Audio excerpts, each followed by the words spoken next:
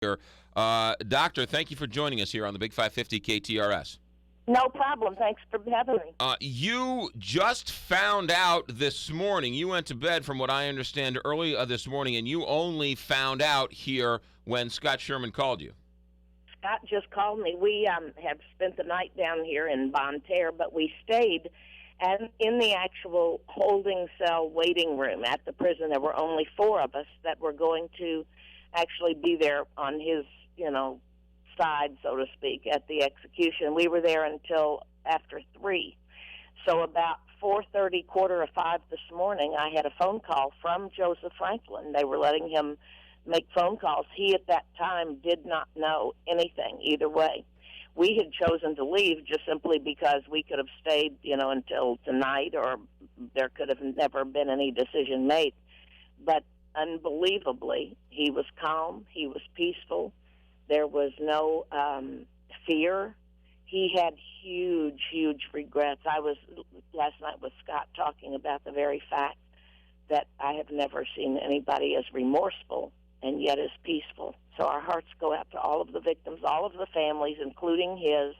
There's no good that comes out of any crime. If anybody's listening and you're thinking of sensationalism, just nip it in the bud, because there is no good that will come from it. Dr. Deborah Peppers, is it safe to say that you're a prison ministry? Is it safe to say that? Yes, because Okay. my husband and I have been from Leavenworth to Menard and other places, and you counsel death row inmates. yes, absolutely. Okay. Any inmates. Sure. I do Hall Street down in St. Louis quite a bit in the women's side there. Okay. Is it safe to say that you were Joseph Franklin's one of his closest friends at the end?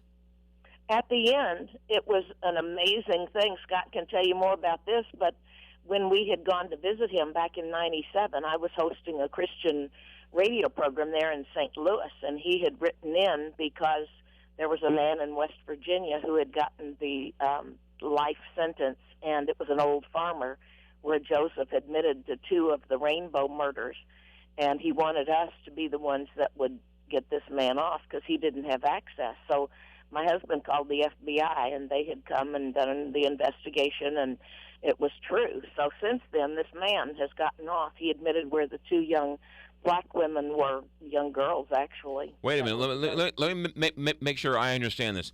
Joseph Franklin called you up in 1997 and said, there's somebody that was just convicted of a crime I committed? He hadn't just been convicted. He just had heard about it. Right. So, yes, that is correct. And we have the letter that he had written where he underlined, I am the killer. He has never denied. He's, through the years he has manipulated different things, but he has never denied the heinous crimes that he has committed. The reasons were racially motivated at that time.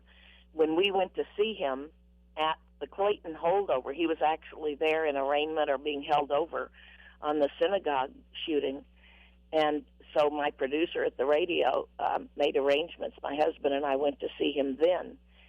It would have probably been the only time. We would have walked away and never had any contact with him had it not been the irony, the unbelievable irony, that as my husband started talking to him through this glass, Joseph said, where are you from? My husband said, Mobile, Alabama. And he said, no, really. He said, really? Why? He said, I'm from Mobile. Where'd you go to school? Murphy High School. Come on, who's setting me up? He was just we could not believe they lived blocks apart. They grew up same year. They were in the same class of 1968, Murphy High School, Mobile, Alabama. Joseph never graduated. A couple of quick questions, Dr. Deborah Peppers. There are people listening to this who are saying that Joseph Franklin was within hours and with days of being executed. So, of course, he's going to be remorseful. Of course, he's going to feel sad. Of course, he's going to say all the right things. Was he, in your opinion, truly remorseful, or was he just that way because he was so near his own death? I believe he's truly remorseful because since then he's been reading much of the Torah, the Old Testament, the Jewish Old Testament. He has been trying to, make apologies. There's nothing that he could have ever said to any family member, and I probably would have felt that way too. But he indeed has been reading the Bible cover to cover. He was denied radio and television for, 15 years. So he's simply been reading.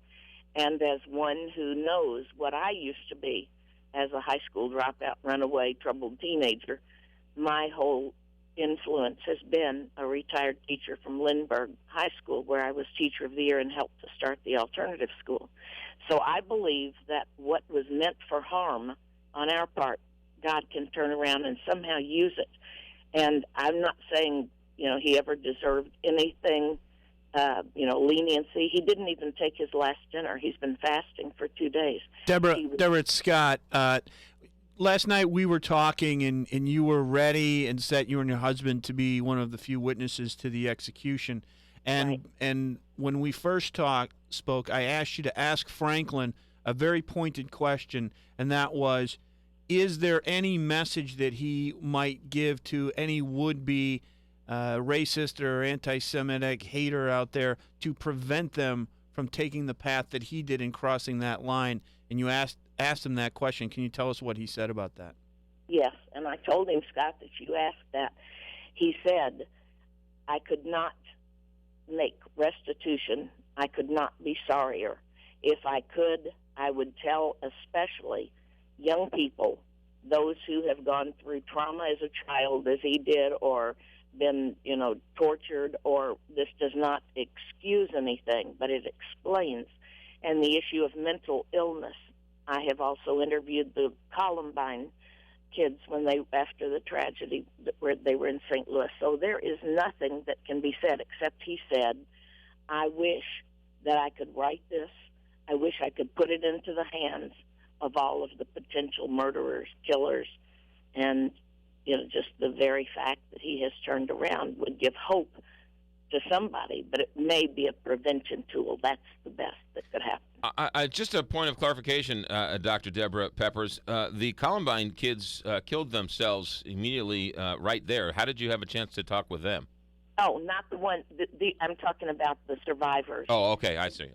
The book where she said yes, the father whose daughter, when one of the killers in Columbine had point blank asked her, so do you still believe in your Jesus Christ? And she said yes. That's the title of their book. Gotcha. Dr. Deborah Peppers, prison ministry, are you upset that they didn't wake you to be present when he died? No, because we had just talked with him just the hour before. He was fine either way. That sounds so unbelievable, so ridiculous. There are people right now shaking the fist at the phone saying, how dare you? He didn't deserve any peace. Well, even as Larry Flint said, did he deserve torture? That's what Larry Flint said. He'd like to get in there and torture him. But he had a very peaceful exit. My husband's a pharmaceutical chemist, so they used to use this euthanizer, on the animals, and it's just absolutely beyond belief. It's like a made-for-TV movie. Dr. Deborah Peppers, last question for you. As a prison minister, you administer to the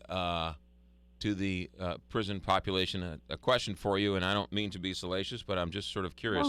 No. Do you think Joseph Franklin is in heaven? I do. I know people say, he deserves hell. But if anybody out there has not broken one of the 10 Commandments, we all deserve hell.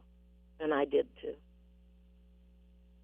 Dr. Deborah Peters, thank you very much for your time this morning. God bless. 8:13 KTRS.